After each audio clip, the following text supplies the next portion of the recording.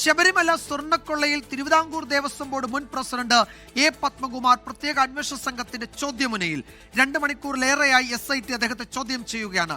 ചോദ്യം ചെയ്യൽ വീഡിയോയിൽ പകർത്തുന്നുണ്ട്. അറസ്റ്റ് സാധ്യത തള്ളാനാകില്ല. മനീഷ് മഹിപാൽ വിശദാംശങ്ങളുമായി ചേരുന്നു. മനീഷ്, 2 മണിക്കൂർ കഴിയുന്നു. നിരവധി ആരോപണങ്ങൾ പത്മകുമാറിന് എതിരെ നേരത്തെ തന്നെ ഉയർന്നു വന്നിരുന്നു. ആ പശ്ചാത്തലത്തിൽ ഇപ്പോൾ നടക്കുന്ന ചോദ്യം ചെയ്യൽ നിർണായകമാണ്. അറസ്റ്റ് സാധ്യത ഇപ്പോഴും സജീവമായി നിലനിൽക്കുന്നുണ്ടല്ലോ, അല്ലേ?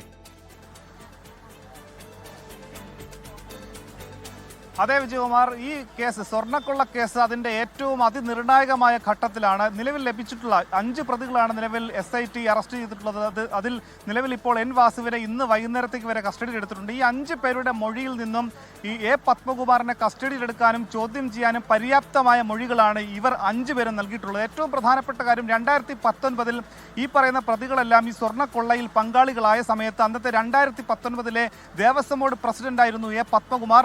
പത്മകുമാറിന്റെ ഒത്താശയോടുകൂടിയാണ് ഉണ്ണികൃഷ്ണൻ പോറ്റി സ്വർണം അവിടെ നിന്നും കടത്തിയതെന്നും ഒപ്പം തന്നെ മുരാരി ബാബു, അവിടുത്തെ അഡ്മിനിസ്ട്രേറ്റീവ് ഓഫീസറായ മുരാരി ബാബു എന്ന മഹർസറിൽ ഈ രീതിയിൽ സ്വർണം ചെമ്പായി രേഖപ്പെടുത്തുന്നതിന് വേണ്ട നിർദ്ദേശങ്ങൾ നൽകിയത് N വാസു. അതായത് ഇത് ഓരോ ഘടകങ്ങളിലേക്കും ഓരോ തട്ടിലേക്കും കീഴ്ത്തട്ടിലേക്കും ഇതിൻ്റെ നിർദ്ദേശം നൽകുന്നതിന് ഏറ്റവും പ്രൈമായിട്ടുള്ള ആൾ ഈ പത്മകുമാറാണ് നിലവിൽ സംശയം. ഇതുമായി ബന്ധപ്പെടുത്തുന്ന മൊഴികളാണ് നിലവിൽ ഈ 5 പേരും നൽകിയിട്ടുള്ളത്. നിലവിൽ N വാസുവിനെ കസ്റ്റഡിയിൽ SIT വീണ്ടും കസ്റ്റഡിയിൽ ആവശ്യപ്പെട്ട ആ നടപടി കോടതി അംഗീകരിച്ചിട്ടുണ്ട്. അങ്ങനെ കസ്റ്റഡിയിലെടുത്ത N വാസുവിനെ ഉടൻ തന്നെ പോലീസ് ആസ്ഥാനത്തോ അല്ലെങ്കിൽ ഇന്ത്യക്കുള്ള ക്രൈംബ്രാഞ്ച് ഓഫീസിലോ എത്തിക്കും.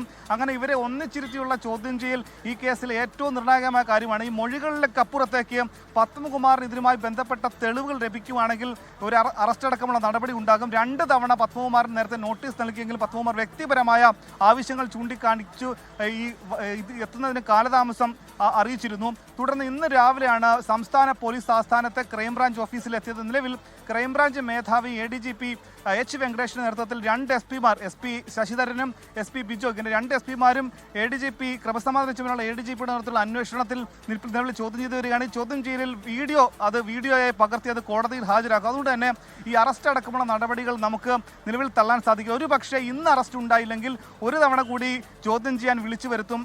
ആ തവണ നിലവിൽ അറസ്റ്റ് ഉണ്ടാകാനുള്ള സാധ്യതയുണ്ട്. തെരഞ്ഞെടുപ്പൊക്കെ തന്നെ അടുത്ത് നിൽക്കുന്ന ഘട്ടത്തിൽ ഈ അന്വേഷണ സംഘത്തിന് ചില പരിമിതികളുണ്ട്. കോടതിയുടെ കീഴിലുള്ള അന്വേഷണമാണെങ്കിൽ കൂടി അത്തരത്തിലുള്ള ഒരു സമ്മർദ്ദം അല്ലെങ്കിൽ കാര്യങ്ങളൊക്കെ തന്നെ ഉണ്ടാകാനുള്ള സാധ്യത. മനീഷ്, എന്തായാലും പത്മകുമാറിനെ സംബന്ധിച്ച് നിർണായകമാണ്. അറസ്റ്റിലേക്ക് അന്വേഷണ സംഘം നീങ്ങുമോ എന്നതാണ് അടുത്ത മണിക്കൂറിൽ അറിയാനിരിക്കുന്നത്. ചോദ്യം ചെയ്യൽ ഏതാണ്ട് 2-2.5 മണിക്കൂർ പിന്നിടുകയാണ്. മനീഷ് മഹിപാലാണ് വിവരങ്ങൾ നൽകിയത്, തിരുവനന്തപുരത്ത്.